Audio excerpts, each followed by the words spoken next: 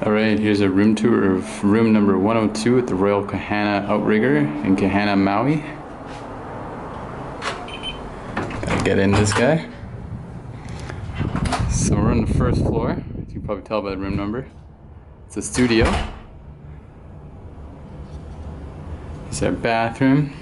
A little small, but got all the essentials. 2 mirrors. Didn't have to pay extra for that. Shower and tub. We've also got our laundry, so we don't have to worry about having maids come in and paying extra for that, which is extra, by the way. And we've got our little gear closet here with a safe and some towels and extra bedding.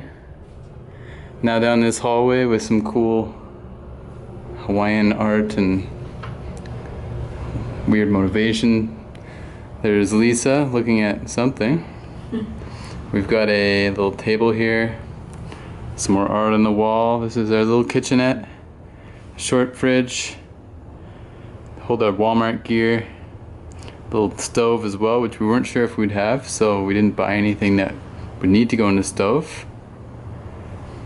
This is the bed. This is where the magic's gonna happen. Here's the TV.